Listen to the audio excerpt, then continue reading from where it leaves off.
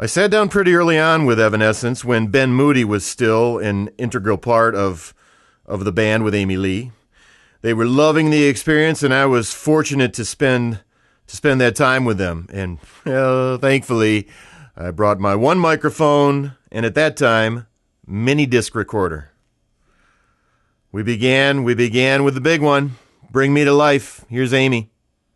It's about feeling a feeling or just kind of realizing that you've been not feeling. You know, like something happened to me. Someone said something to me that kind of jarred me, like, for a second. And I actually kind of questioned myself for a moment of whether or not they were clairvoyant because they said something that meant something to me and I didn't even know them. And it kind of made me wake up and feeling all of a sudden, and I realized that I'd just been really, really numb for a while. And it's really about, and I took it from there. I mean, the song is really about the quest for passion in your life, you know, like a reason to wake up in the morning. Here's Amy speaking about how life changed when they, blew up. It's different, but it's like we switched jobs. It's not like we're different people, you know. It's like we work all the time now, you know, and before we were just really, really writing a lot, so. Here's Ben and Amy speaking about Everybody's Fool. Rock stars. An icon of self-indulgence. Well, it's a rock star, a pop star, I guess would be the thing. I was really inspired to make a song about someone like that because I have two little sisters, and at the time they were a lot younger, like 7, 8 years old, I think, maybe a little older than that. But anyway, one of them especially was really into, like, you know, Britney Spears and Christina Aguilera and all these people, and it just frustrated me because I feel like a lot of these kind of, and this is a while ago, I guess the song's like 4 years old maybe, but they're icons. I mean, like, it's an icon. It's like a thing that you just end up worshiping. And then if you really look into it, like, who are they really? You don't know. And I guess that's what it was instead of faking a personality and making them feel like, you know, like, it just frustrated me because it looked like, I don't know, how can I explain this while I'm speaking too much? No, it's just, or at least my idea behind it was just, they represent, like, me, self. Like, I'm going to focus on me. Like, it's about, right, you know, my body and exploiting myself and my Pepsi endorsement and my, you know what I mean? Exactly. That sort of thing. And it's like, and it is something to worship, and it's like this, you know, image. Me, yeah. I. It's not about anything important, so. And they do it better than anyone else. Here's Amy speaking about the Rock on Purpose Going Under. It's about coming out of a bad relationship. It's about standing up and saying no. And it's just coming from the perspective of someone who's kind of at the end of their rope and, you know, beyond loving someone, you know, sometimes it's more than that. Sometimes it's just an unlivable situation. And that's what the song means to me. Here's Amy and Ben speaking about Haunted. It's just really, you know, kind of one of those songs that's more hypothetical. I mean, that song is really a story. Obviously, the emotions always come from a place that, you know, we've been through or felt before, but the actual experience is fictional. It was kind of my input on that was just a lot of lyrics came from when I had first written the music. I just sat with it on repeat and just sort of did free association, free writing or whatever. Where I just was just writing. You know, because I had this story in my mind when I wrote the music, and then I was like, okay, well, I'll put myself in the position of one of the characters in that story, and just everything I felt or everything I thought, just started typing it endlessly, and then gave it to her. Yeah, and I just interpret it and put melodies and lyrics into it. Cool. I'm all about interviews, and they said this. But it seems like it's always got to be more entertaining, more energetic, more fun. Yeah, and since our music isn't really fun, I mean, I guess it's more like... I like stuff like this, though. These things, like every once in a while, somebody gets really creative with it, and it's like, makes it more fun for me. Yeah, it's totally great. This is stimulating. I've never done this before. This is cool. Yeah. Well, you haven't done what? It's like storytelling. Is that having sort of someone interpret with me? It's like, okay, walk you through what I was going through. It's a lot of emotions and experiences go into each song, so it's kind of hard to say, okay, well, one time I was walking down the street and I tripped on a rock, so it hurt, and I wrote a song about it. It's really never like that. It's more like all these emotions poured into one big piece of art, so it's kind of confusing. Here's Ben and Amy speaking about reasons to live and really living and really connecting. Yeah, actually, I do some. We'll call ahead and I've been trying to just do simple things like dirt bike riding or skydiving, that sort of thing. And I'm actually planning some stuff for when we go overseas. We're doing some off-roading stuff, just simple, little things that just you don't get to do every day. But other than that, I just live for the hour that we're on stage. Yeah, I feel a little differently. I'm not really into thrill seeking.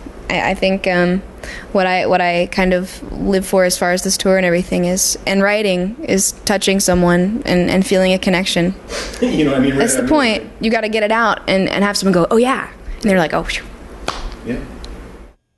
Here's Ben and Amy speaking about My Last Breath after 9/11. My last breath came from right after the September 11th thing. Right. It was sort of from the perspective of someone who was just immediately swept away and sort of a lingering emotion or a lingering spirit, like saying goodbye, because it was so sudden and so yeah, saying goodbye massive. in spirit form, like coming to the living loved one. And I just thought it was really cool, like when it just hit me, the holding my last breath, like that one moment, it's like before you exhale, that last breath to It's a really interesting position to put yourself in mentally, It's like when that is the very end of it right there, and it's like this is like your last 2 seconds. Yeah, and what do you do with them? Yeah. And this particular person in the story is sort of speaking to the loved one, trying to comfort them, Just saying goodbye. And there's also like any kind of experience, there are mixed emotions, where when you go to the bridge, it's sort of the like denial factor or the anger factor that goes in for that brief moment, because no emotion is perfect by itself. It's like any experience you go through is going to have a whole swirl of emotions. Here's Ben Moody and Amy Lee speaking about pop culture. Oh, they tell you what to buy. Right. They do. I mean, the ominous day. Pop culture dictates what is popular, what you like, what you don't like, what you will and will not wear. And how do you find purpose or substance in pop culture? Because that's what I'm searching for. All you have to do to have meaning is to be genuine and to actually sit and search your soul and say something that's like a real feeling, or just that you've been through, instead of just instead of just not saying anything. You get up on a soapbox and have nothing to say, Here's Amy and Ben speaking about the different ways they try to stay sane while on the road. Very laid back way before. Honestly, it's easier to stay sane while working than not for me. I hate days off. I love them. I like my time to just kind of appreciate the silence and just maybe creating something. So, I mean, it's frustrating when you don't have time to do personal stuff you want to do, like take a shower. But like the little things yeah. in the shower. And but I like it so much better working all the time than not, because then you don't feel like you got to search for some purpose or something to do, something meaningful. I feel the exact opposite. When I work, I have a purpose.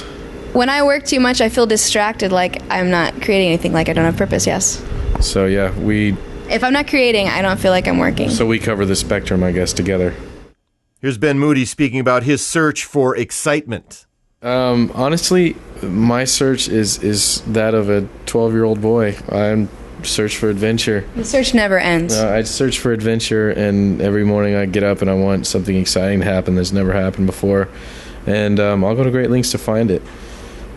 Thrill seeking or whatever. I just like excitement. I like going above and doing things that normal humans never get to do.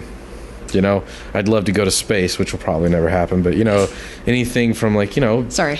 being a rock star to being a rock star to whatever. It's like I set out to get a record deal, and we did it, and set out to do this, and we're doing it, and now it's kind of like I'm setting my goals a lot higher and trying to find something absolutely ridiculous that no one does. No one actually sits down and goes, I'm going to do this. Here's Amy and Ben speaking about the song Tourniquet.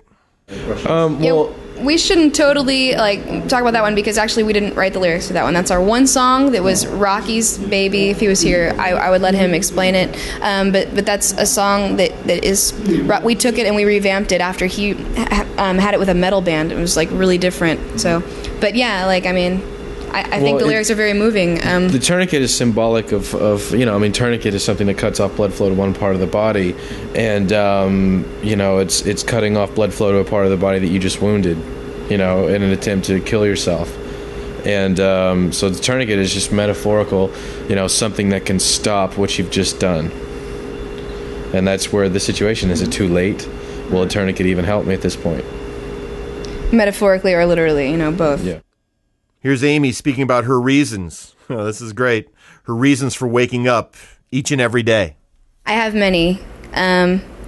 I think one great thing is that we've taken, a lot of times with my lyrics, taken negative experiences and turned them around and we've made them into beautiful music. So turned it into a positive thing so that now we can, make something good out of something bad. Hey, thanks for downloading and thanks for listening into this Evanescence interview from listenin.org. Check out more when you have time.